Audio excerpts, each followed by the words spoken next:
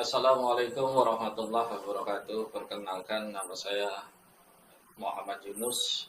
Saya dosen prodi Ilmu Administrasi Negara, Fakultas Ilmu Sosial dan Ilmu Politik, Universitas Islam 45 Bekasi.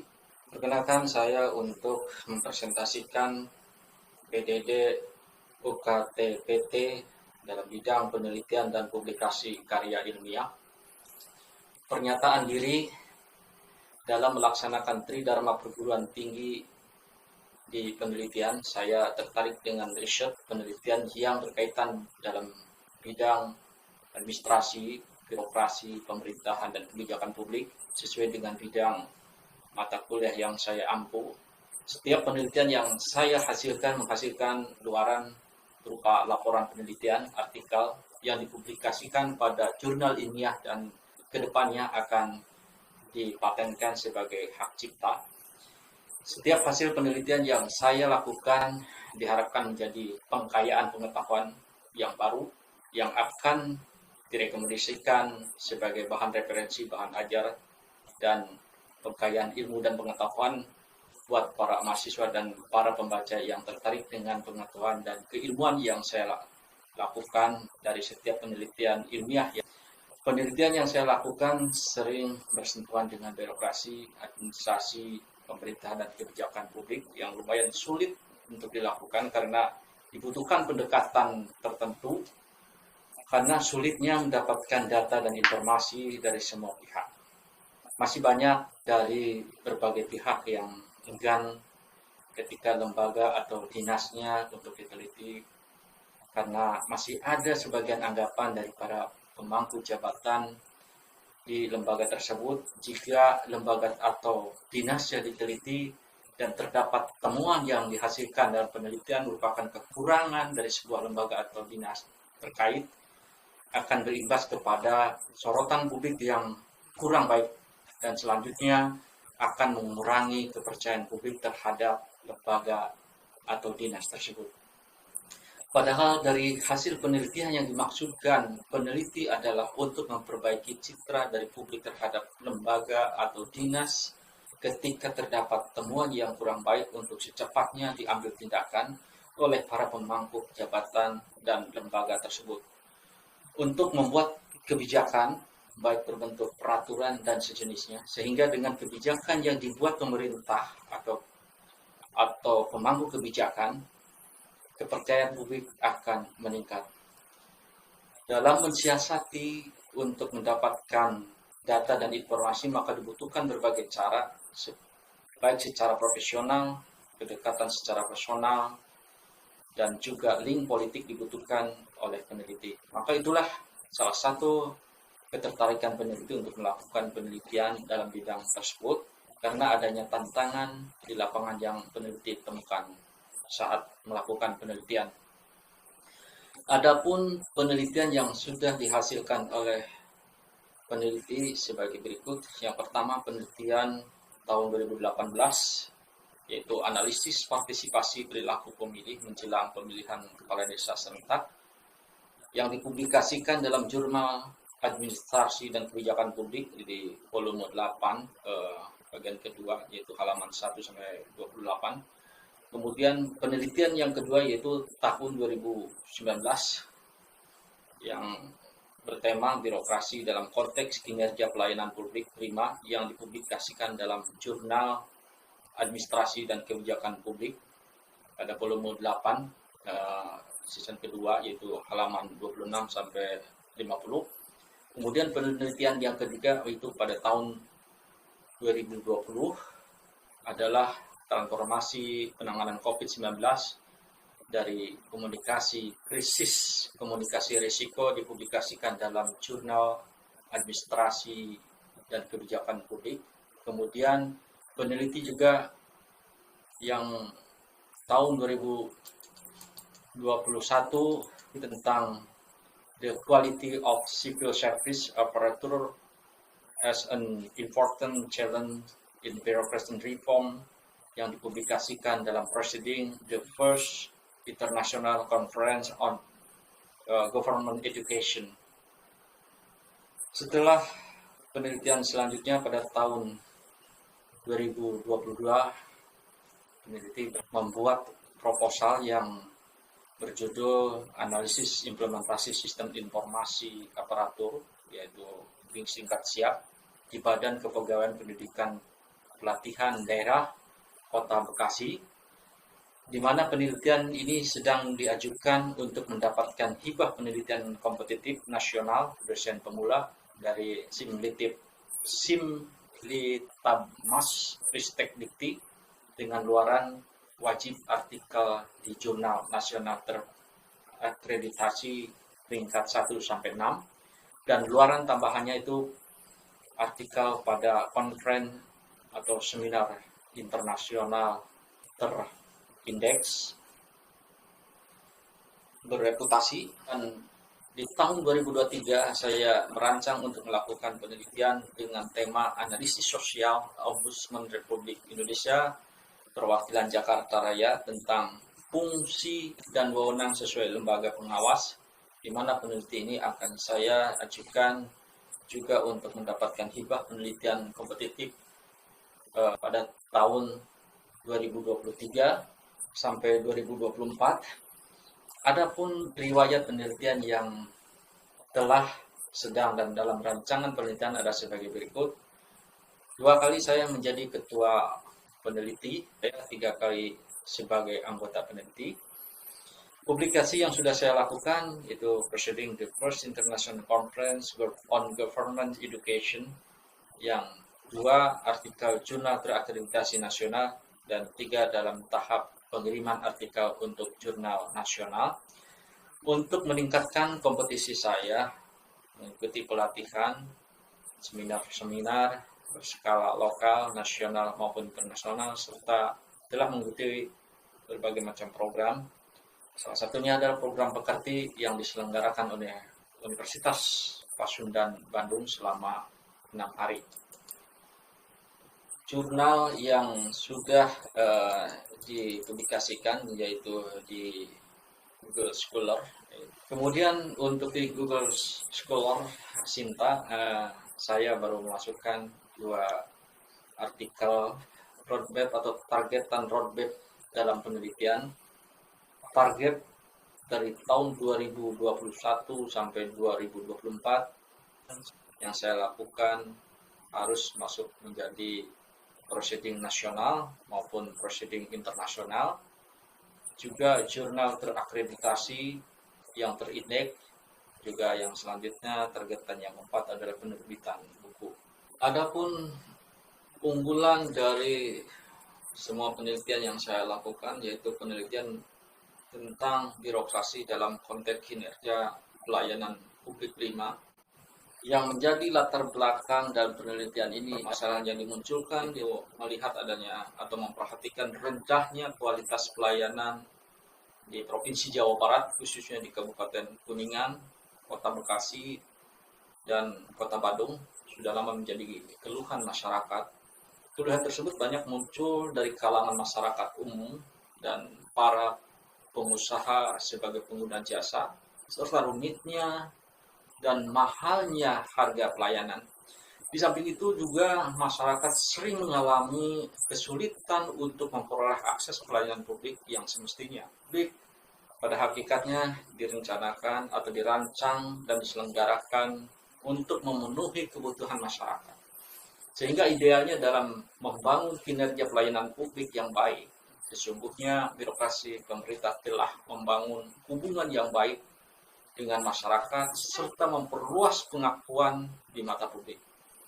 Alasan memilih lokus sebagai sampel daerah adalah yang pertama, Kabupaten Kuningan sebagai daerah perbatasan ujung timur Jawa Barat yang diduga berpotensi banyaknya keluhan masyarakat karena belum adanya penggunaan teknologi yang terbarukan dalam pelayanan publik.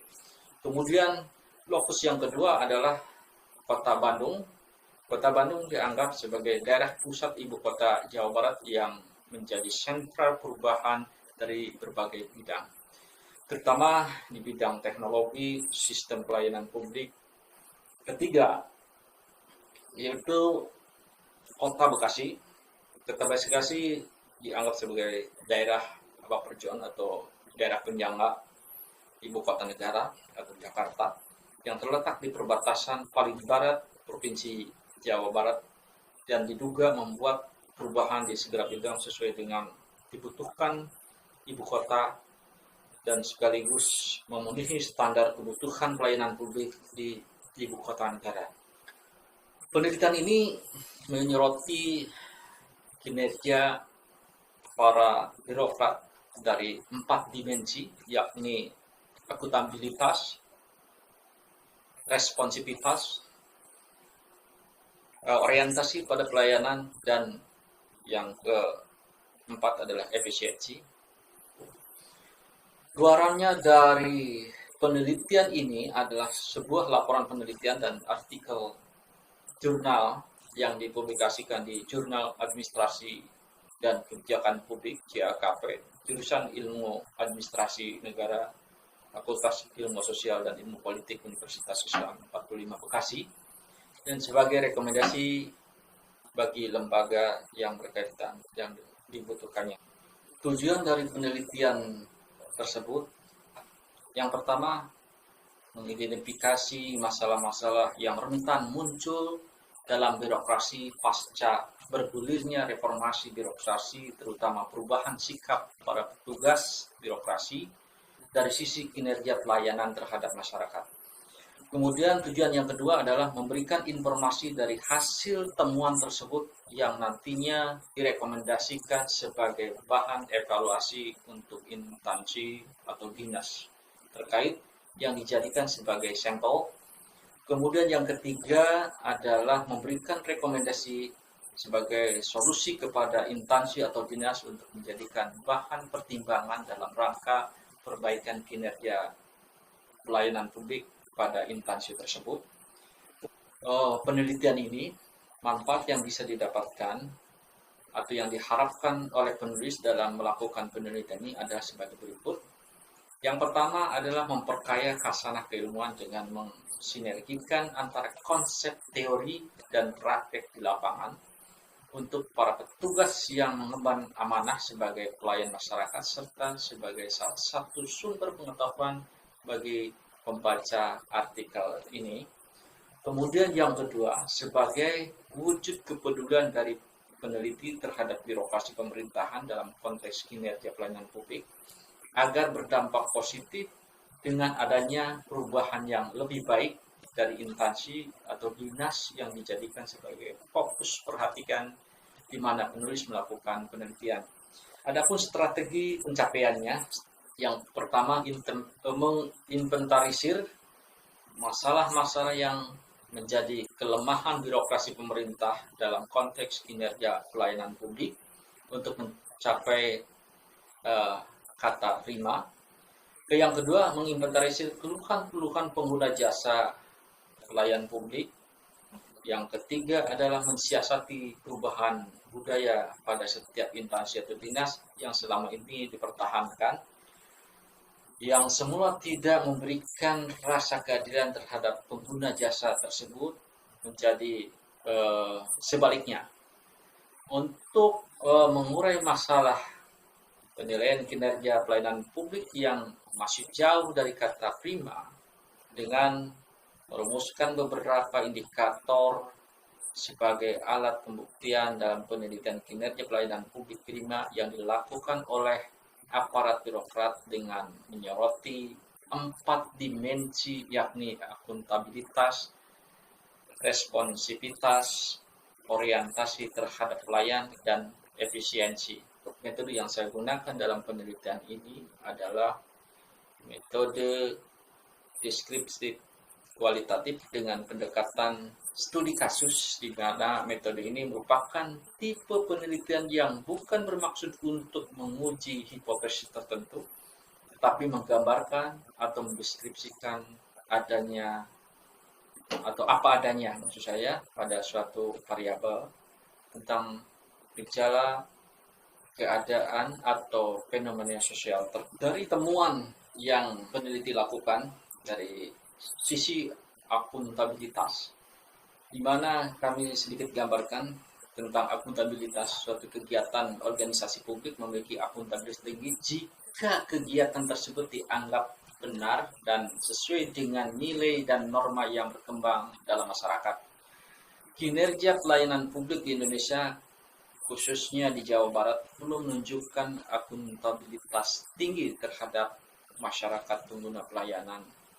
Ini bisa dilihat dari figur 1 tentang acuan tugas pelayanan. 80% peraturan atau pelaksana dari birokrat itu melakukan pekerjaan sesuai dengan peraturan atau juklak. Kemudian untuk 16% kepuasan masyarakat, 3% inisiatif sendiri, dan 1% sesuai visi misi. Jadi akuntabilitas pelayanan publik yang rendah juga dapat dilihat dari fakta bahwa acuan aparat dalam memberikan pelayanan masih berdasarkan pada petunjuk pelaksanaan atau juklak, bukan atas kepentingan masyarakat atau customer driven. Aparat yang bertindak atas prinsip peraturan atau rule driven bersikap kaku dan tidak mendorong lahirnya kreativitas dalam pemberian pelayanan. Pelaksanaan pelayanan publik seharusnya bertitik tolak pada misi dan visi pelayanan agar mengakomodasi kepentingan masyarakat, tetapi pada kenyataannya aparat yang bertindak atas dasar misi dan visi penilaiannya hanya 1%. Bagian terbesar dari pelaksanaan tugas pelayanan masih berdasarkan kepada peraturan juklak dan juknis. Kemudian dari sisi responsivitas.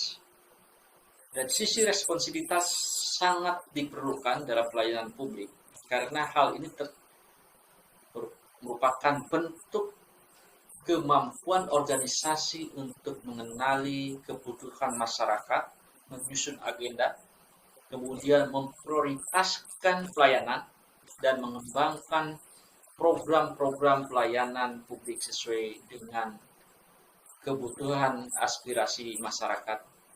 Organisasi yang memiliki responsivitas rendah dengan sendirinya memiliki kinerja yang jelek juga.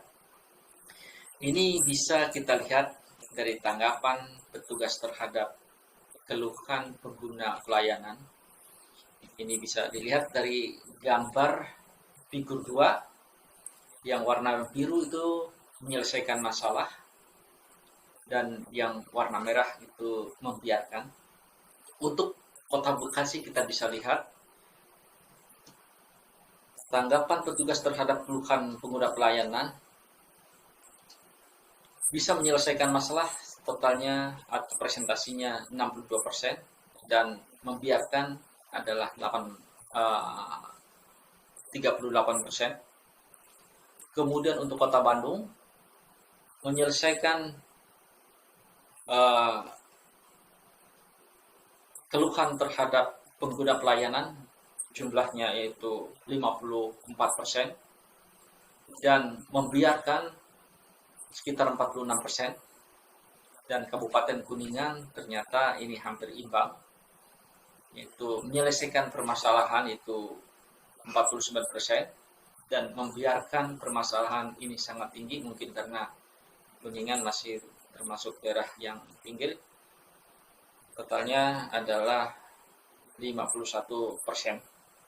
Jadi hasil survei yang berkaitan dengan responsivitas menunjukkan bahwa 45% petugas mengaku menyelesaikan keluhan dari masyarakat pengguna pelayan di dalam figur 2. Namun masyarakat menilai bahwa keluhan yang diajukan kepada petugas sifatnya hanya ditampung dan dijanjikan untuk diselesaikan.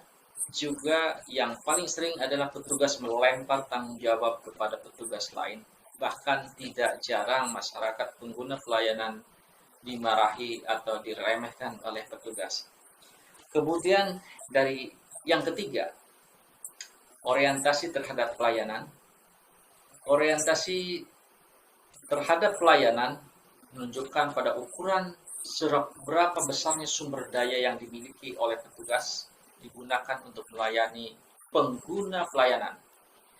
Idealnya sumber daya yang dimiliki oleh petugas lain di luar pekerjaan penyelenggara pelayanan akan semakin baik kinerjanya karena sumber daya yang dimiliki dapat dicurahkan untuk melayani masyarakat pengguna pelayanan. Alasan tingkat penghasilan yang kecil telah membuat petugas mempunyai pekerjaan sampingan di luar pekerjaan pemberian pelayanan. Bisa kita lihat di figur tentang pekerjaan lain di luar pekerjaan pelayanan. Ini digambarkan dari sisi dari gambar, yang itu gambar ungu itu memiliki pekerjaan di luar, dan yang warna orange itu tidak memiliki. Baik, kita lihat dari figur. Kota Bekasi ternyata para pekerja pelayanan itu 65% tidak memiliki pekerjaan di luar daripada pekerjaan utama, dan 35% mempunyai pekerjaan lain di luar tanggung jawabnya. Kemudian di Kota Bandung ini malah hampir imbang.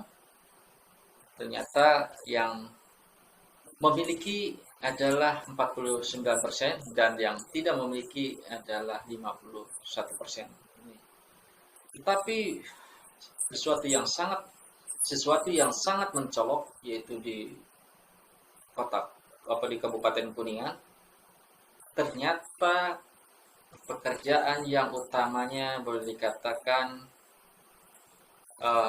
memiliki hampir rata-rata pekerja pelayanan di Kuningan itu mempunyai pekerjaan lain selain pekerjaan utama, yaitu totalnya sampai 75% memiliki pekerjaan sampingan, dan yang tidak mempunyai pekerjaan sampingan hanya 25% saja. Pengakuan petugas pelayanan bahwa mereka memiliki pekerjaan sampingan memang menunjukkan angka yang sangat kecil, untuk yang lainnya hanya sekitar 38% rata-rata. Namun kenyataannya seorang kepala dinas ini menyatakan sebaliknya. Ini salah satu petikan wawancara saya dengan salah satu kepala dinas, mengatakan bahwa banyak karyawan saya yang mengobjek, terutama golongan bawah. Mereka tentunya tidak bisa mengandalkan gaji PNS-nya saja, jadi kemampuan mereka mengerjakan objekan itu pada saat jam kantor. Saya mentolerir perbuatan mereka, alasan pada saat dibutuhkan mereka ada di tempat. Kemudian yang keempat adalah efisiensi. Pelayanan efisiensi dilakukan efisien apabila pengguna pelayanan dapat dilayani dalam waktu yang sesingkat-singkatnya dan biaya yang semurah-murahnya, sehingga efisiensi suatu pelayanan, kinerja pelayanan yang dihasilkan menjadi semakin baik. Kinerja pelayanan publik belum menunjukkan tingkat efisiensi yang baik. Sebanyak 57% pengguna pelayanan publik di ketiga daerah kota dan kabupaten di Jawa Barat, yang mewakili Jawa Barat maksud saya, memiliki bahwa efisiensi yang menyangkut biaya dan waktu pelayanan masih sangat buruk. Kita lihat dari grafik atau dari figur. Untuk warna ungu itu buruk, dan warna merah itu baik. Untuk Kota Bekasi ternyata dilihat dari sisi efisiensi, 62% itu buruk dan 38% baik. Ini hampir berbanding terbalik dengan apa yang terjadi di Kabupaten Kuningan. Kota Bandung itu 56% baik, 44% buruk.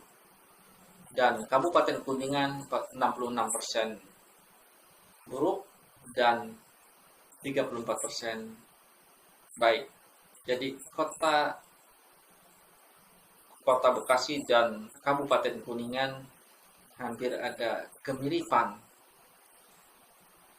Mungkin ini karena sama-sama di perbatasan, yang satu ya Kuningan berbatasan dengan Jawa Tengah dan Kota Bekasi berbatasan dengan daerah khusus ibu kota Jakarta. Pernyataan seorang anggota masyarakat pengguna jasa berikut ini semakin menunjukkan ketidakefisienan pelayanan publik di Indonesia, khususnya di Provinsi Jawa Barat. Ini bisa dilihat dari salah satu petikan wawancara. Jadi saya harus menunggu lama di Dukcapil waktu membuat akte kelahiran sekitar 1-3 jam untuk menunggu. Belum lagi kalau ada kesalahan nama walaupun hanya satu huruf. Itu karena keteledoran pihak di Dukcapilnya, sebenarnya seperti itu. Terpaksa saya harus bolak-balik 3 kali ke kelurahan, kecamatan, padahal jaraknya lumayan jauh, jadi buang-buang waktu dan uang saja. Kemudian kesimpulan dari penelitian ini adalah bahwa ini diperlukan suatu masukan atau kebijakan tertentu. Yang saya maksudkan adalah dalam penelitian ini harus adanya agenda kebijakan. Strategi pengambilan kebijakan yang terdapat dalam atau yang dilakukan guna meningkatkan kinerja pelayanan publik prima jika ide para pemimpin untuk membuat kebijakan memenuhi standar yang mencangkup beberapa agenda kebijakan. Di antaranya adalah yang pertama, membentuk client charter. Client charter adalah petunjuk dan referensi bagi birokrat dalam menjalankan tugasnya yang berisi hak-hak yang dimiliki masyarakat dalam suatu pelayanan. Kemudian yang kedua adalah privatisasi pelayanan publik.